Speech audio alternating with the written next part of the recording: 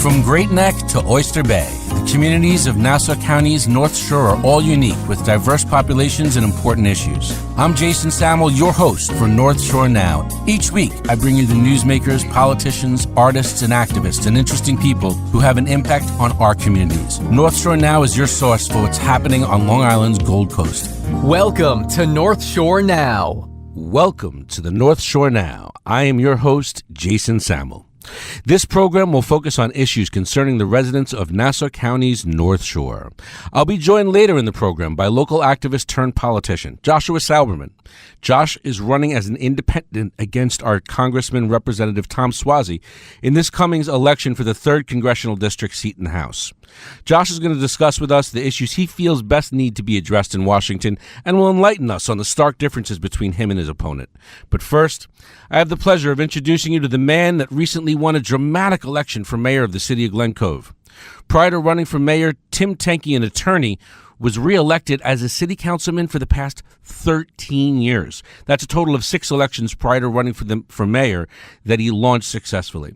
Tim is a lifelong resident of Glen Cove and is very proud to have worked for the city for so long. But now, in one of Glen Cove's most financially stressed times, Tim has stepped up to fight the powers that be for the future of the city. With massive issues breathing down his neck like the Glen Cove Waterfront by RXR, the current state of the budget based off of Oneshot revenues, Town Square, and the Glen Cove water tainting issues, I'm surprised he's found time to speak with us today, and I'm super excited to have him on my show. Welcome to the show, Mayor Tenke. Thank you so much for being here with us today. It's a pleasure, Jason. Thanks for having me on. Absolutely. So, Tim, tell me what initially motivated you to become a public servant and first run for city council 13 years ago. Well, you know, I was born in Glen Cove, and I've lived here my whole life, and my family's been in Glen Cove for about 112 or 113 years. Wow. And, my family has always been involved in Glen Cove in one respect or another. Okay. But after I became an attorney, I wanted to be involved in the Glen Cove politics, so I started with the planning board in Glen Cove. Okay. I was appointed to the planning board. I served there for 2 years. What mayor was that under back then? That was under Marianne Holzkamp. Oh, wow. And when Chuck Levine got elected to the state assembly, he was a councilman at the time, wow. And that freed up a seat. And I was appointed to that seat for 1 year and ran that year and was elected. And as you have pointed out, I had 6 successful re-elections to the council. And man, what a great seat you took over to sit in Chuck's seat. That's should be quite an honor. For me, believe me. Yeah. Thank you. Yeah, that's great. So what do you view as the most pressing issues facing Glen Cove today? Well, I mean, the first would be obviously the water. You know, that's always the major concern, because without water, you aren't a community. You mean the drinking water? That's correct. That's okay. correct. And the next would be the city finances, okay. Which we are working on. And then we have a lot of development going on in our city too, which is good for the city. But you have to keep an eye on it and make sure it's done in a responsible way. Well, so those are the main things right now that I'm looking at. Let's get right on that last topic you just mentioned. Are you for or against the Glen Cove Waterfront being built by the massive RXR as it's currently being constructed and financed? Well, you know, the short answer to that is I support it, and I have since I was on the council way back when I first took office in 2005, okay. And that was in its infancy. And the reason is because that was a Superfund site. It was a polluted area in Glen Cove. It was not on any of the tax rolls, and I believe that having it cleaned up and having it developed was the right thing for Glen Cove, and that's and having RXR as a partner in this. They're a premier builder on Long Island, and I believe that whenever this is finished, it's going to be a very, very vital area in Glen Cove and very, very well done. Yeah. So I mean, with the size and structure of it, were you for the exact way that it's looking now, or like supposed to look, all the way through? Or would you like to see some maybe things that go a little bit differently at some point? Well, you know, the original plan under our then Mayor Tom Suozzi. We spoke about that last week. Yeah, this was actually going to be basically like a South Street Seaport type of thing, right? And residential was going to be a very small component of this. Yeah. at that point, and it's obviously morphed into something much different than Completely what the originally right? the original plan was. What's the plan look like now for folks? Well, it's a mixed use down there. It's going to be residential, mostly residential, but it also has a component of a retail, restaurants, and shops that will be down there, along with a public esplanade, some marinas. The Anglers Club is going to be rebuilt down there, right. So it is going to have and there's going to be parks for use of the general public down there. So there'll be an arena down there, you said? I'm sorry? There'll be an arena of some sort down there? Well, they're planning on an amphitheater down there. Oh, that's great. But as far as arenas, no, I don't believe there's any arenas. Okay, yeah, that amphitheater is going to be great. They'll have some great concerts outside. I'm definitely looking forward to that. Now, the way that this is financed, though, I'm not sure you've always, or though everybody's really supporting it. The city bonded $120 million to pay for a great deal of the project that was initially supposed to fall on the shoulders and pockets of RXR, not the Glen Cove taxpayers. How do you feel about that? Can anything be done to change the direction of that financing at this point? Well, the financing was done. I voted no. I did not believe that it was a benefit to the residents to have that type of financing done. Can you explain first what that was all about? Because everybody hears about a $120 million bond. Can you kind of explain how that affects the taxpayers, how that affects the city, how that affects RXR? Yes.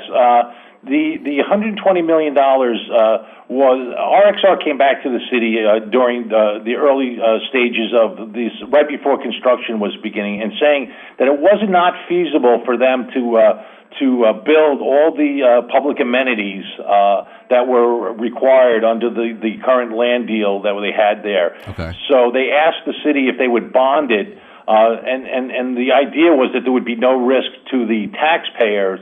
And that there would be bondholders who bore the risk of that money. But that money was going to be used not for building any of the buildings or any of the things that RXR would own, but open the space, public right? amenities that were going in down there. Okay. And under the original plan, they were supposed to pay for that.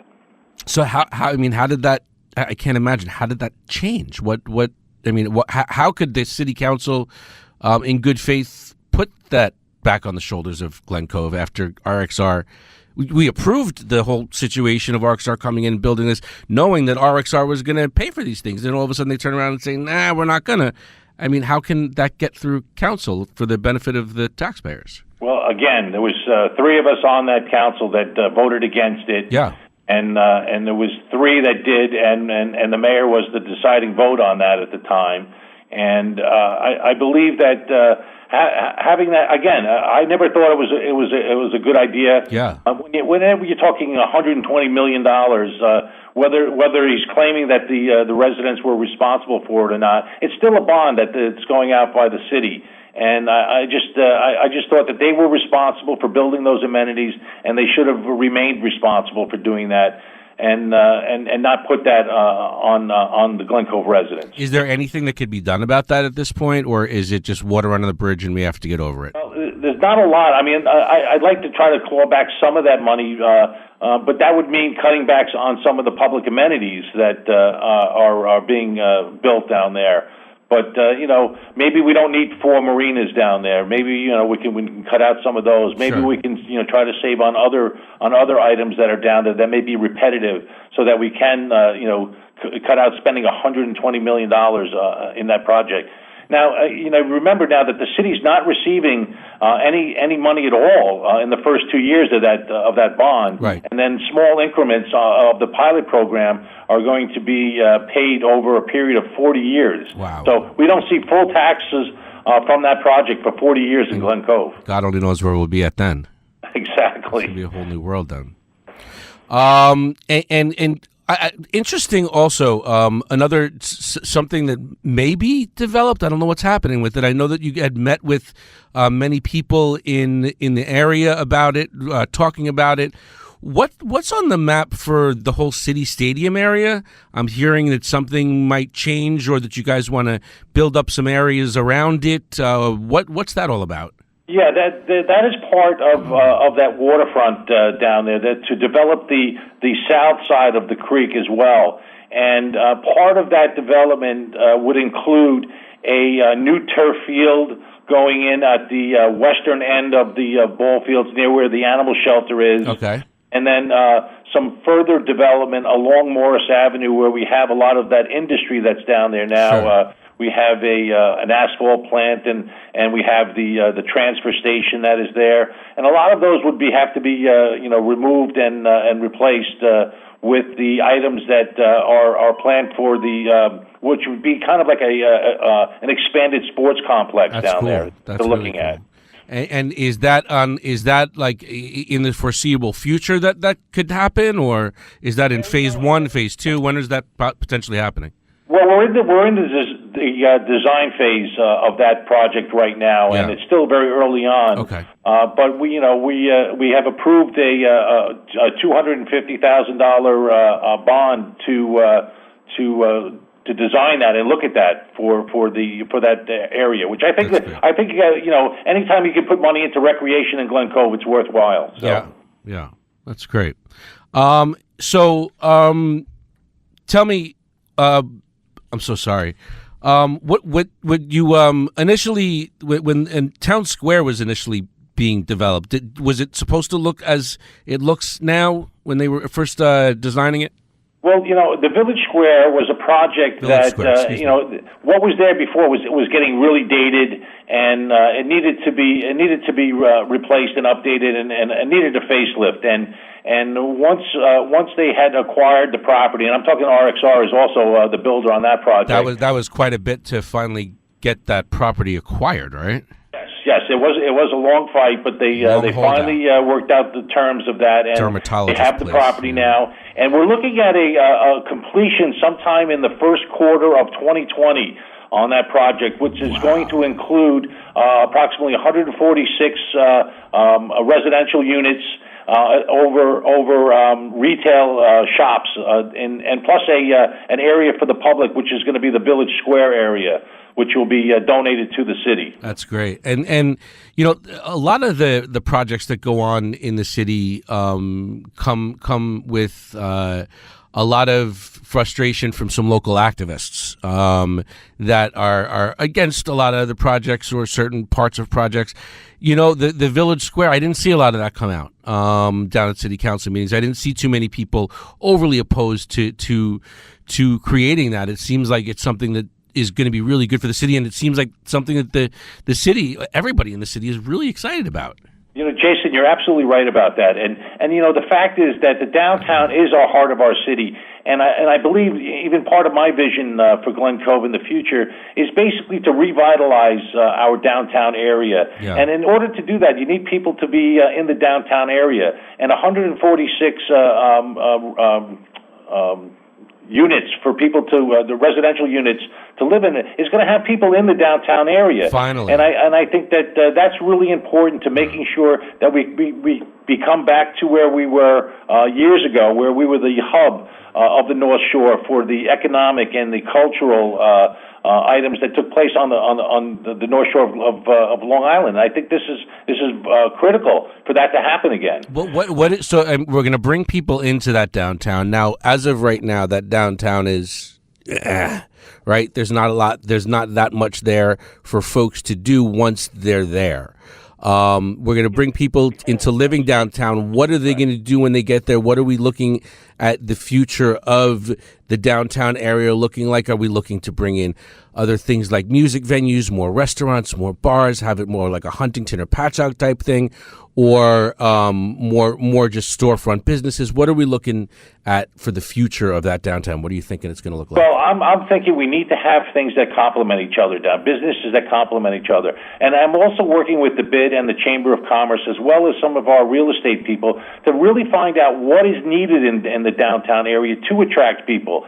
We want to have this as our gateway because we can walk from our downtown at Village Square all the way down through the waterfront. So it's going to be really a gateway to that whole area that's being built down on Garvey's Point. So it's critical that we do it right the first time, and that's what we're really working on to make sure that happens. Is a music venue on your radar?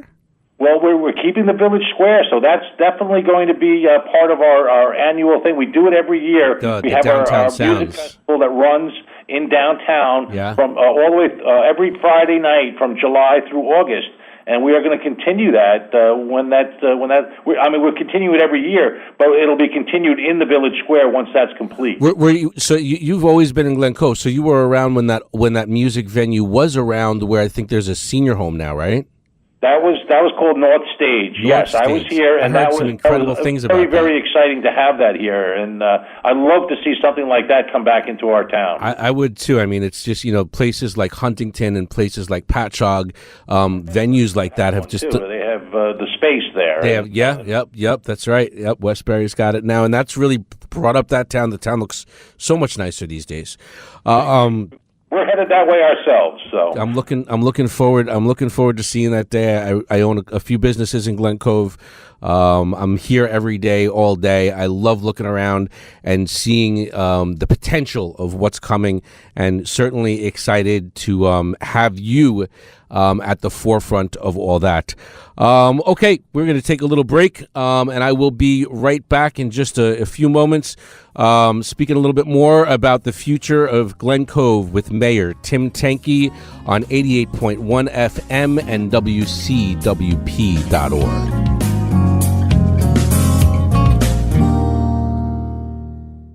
You're listening to North Shore Now. Welcome back to North Shore Now. I'm Jason Samel, your host, joined today by Mayor of the City of Glen Cove, Tim Tenke. And we're discussing the issues that affect Glen Cove residents the most. But first, Tim, I got to ask you a question. Unbelievable. Tim, you won by an extremely narrow margin of only 3 votes. That is correct, and that's why they call me Landslide Tenke now. Landslide Tenke, that's it. So some would say and have said that you could have run harder for the position, and some were concerned that you didn't really want the position to begin with. What's your response to those folks? Okay, well, I've heard that rumor several times during my campaigning, and my record should speak for itself. The fact is, I have dedicated 13 years to the city council. And if anybody who runs in politics knows that you don't make a commitment to run for office if you don't want to do it. And that would be silly. You involve your family, you involve your friends, you involve the residents. A lot of people get involved and get behind you. So what I say to that is that there's no truth to that whatsoever. I've always wanted to do this. It's the logical progression for when I started. And I don't know, I don't know how to dispel that any clearer than when I say that to people. I appreciate that. Listen, I mean, you fought for 7 elections. You don't fight for, 18 years total? You don't fight for 15, 18 years on a city council for what you find for what you feel is right. And obviously, eventually, mayor is in that path. If it's not heartfelt, and it's very obvious, I got to say that to me, seeing you speak numerous times and watching you run for office, I think you did a great job, and I think you worked hard, and I think that landslide victory was just incredible.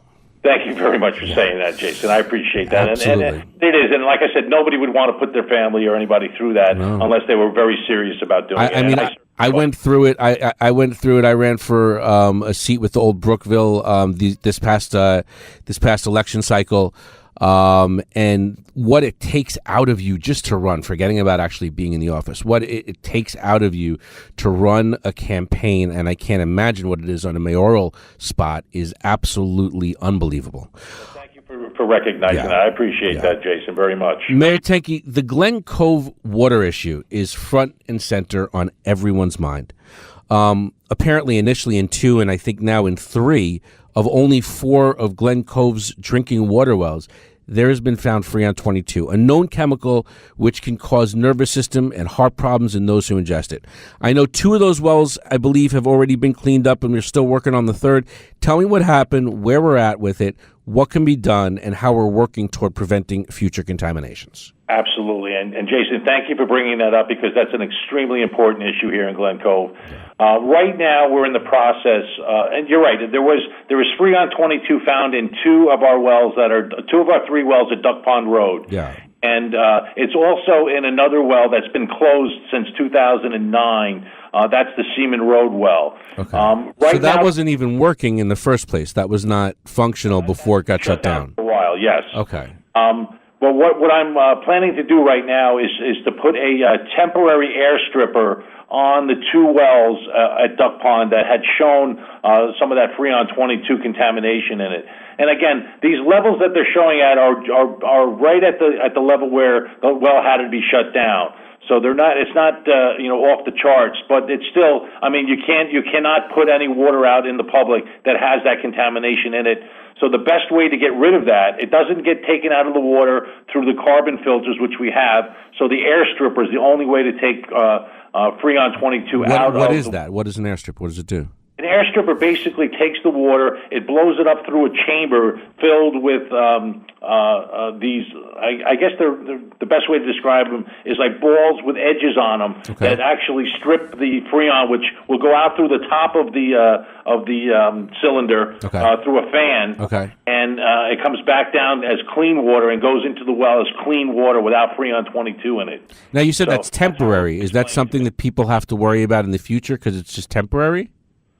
Well, the temporary air stripper is only there because I want to keep the wells working. Our long-term goal is to put an air stripper on all three wells at Duck Pond, and I'm also rebuilding Seaman Road to reopen that with an air stripper on that one as well.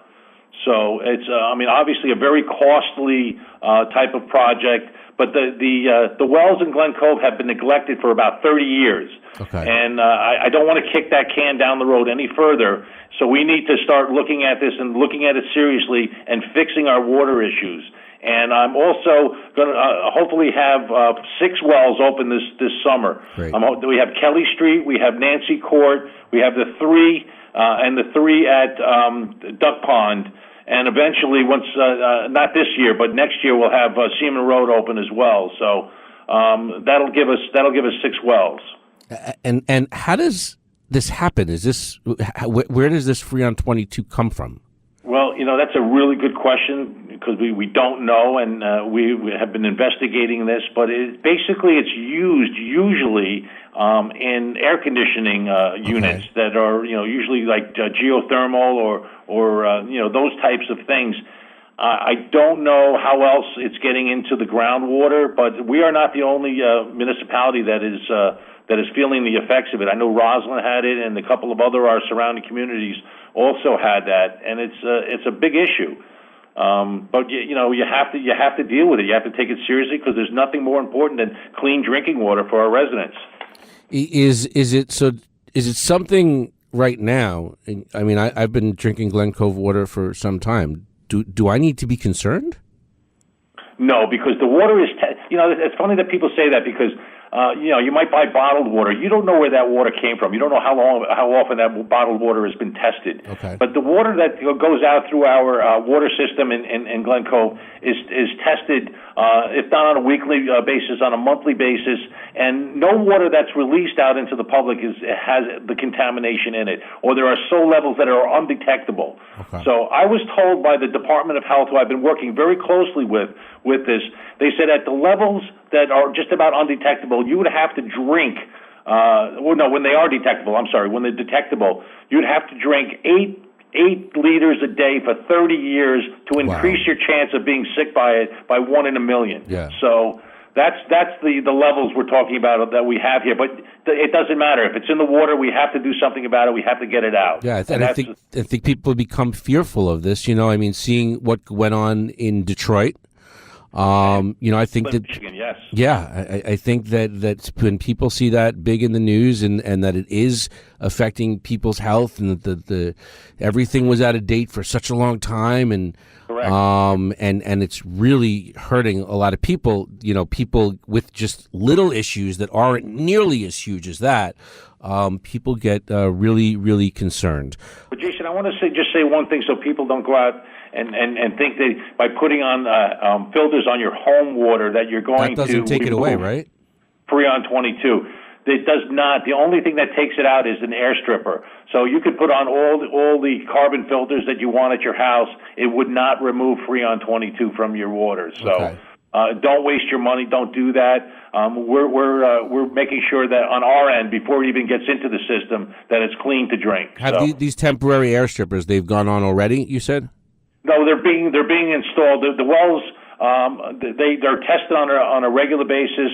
One of the wells we had gotten permission to turn back on because the freon levels were so low that they're undetectable on two of the wells at Duck Pond right now. One is still there, so we're making sure. I'm going to put the air stripper on two of the wells right now at Duck Pond. The third well is completely clean. There's no contamination in the third well up there. But we want to make sure that this is really the solution that has to be done long term. And eventually, when we have the budget for it, we're going to put an air stripper on all three of our wells up at Duck Pond. Awesome. All of this costs a lot of money, yeah?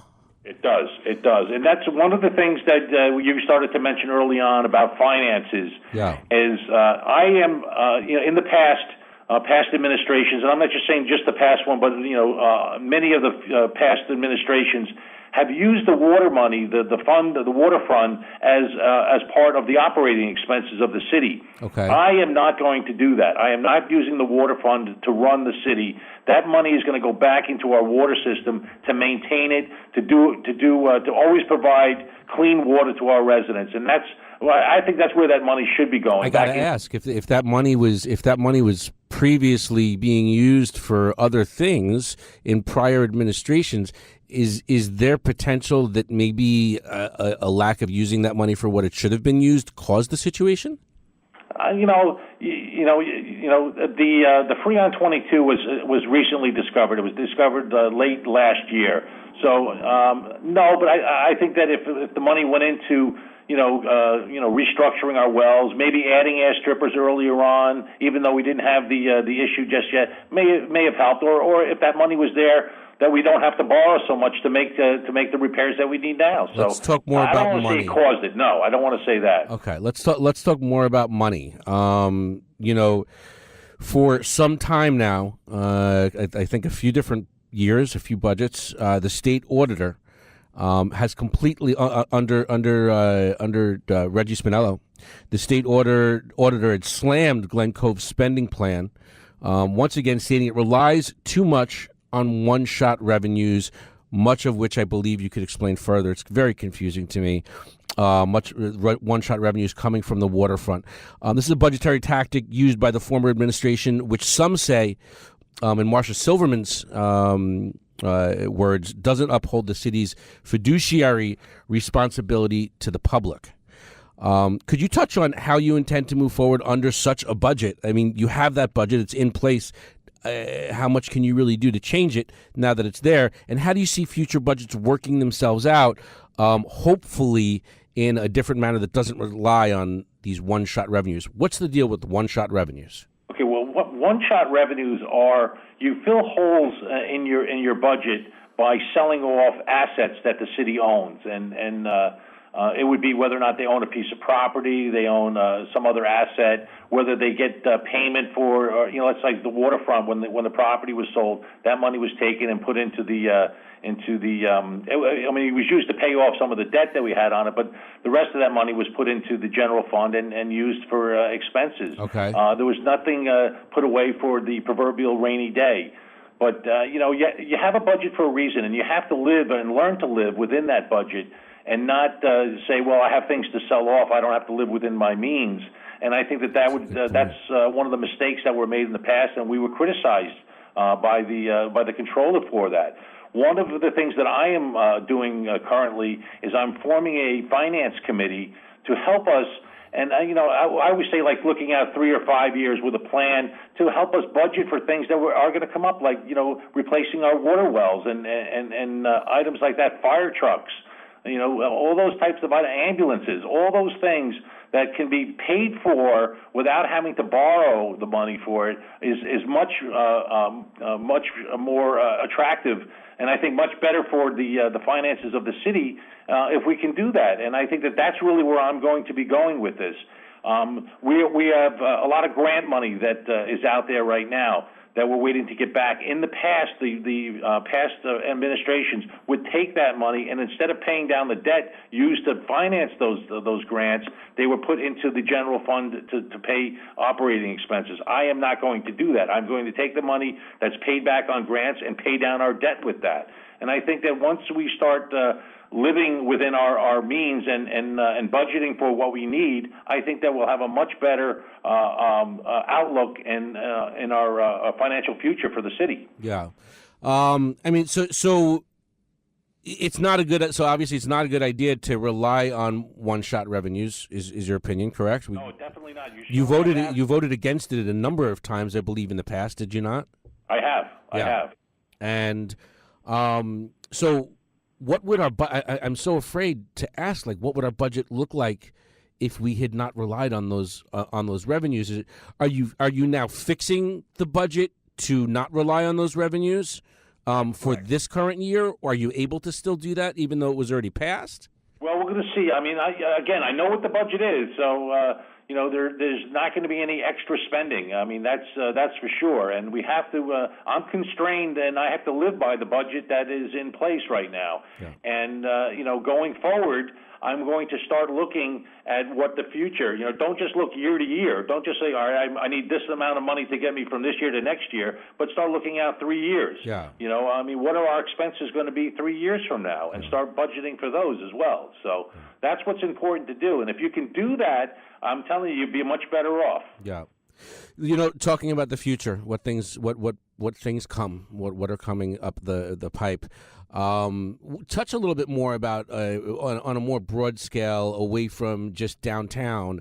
What is your vision for Glen Cove? Where do you hope to bring us?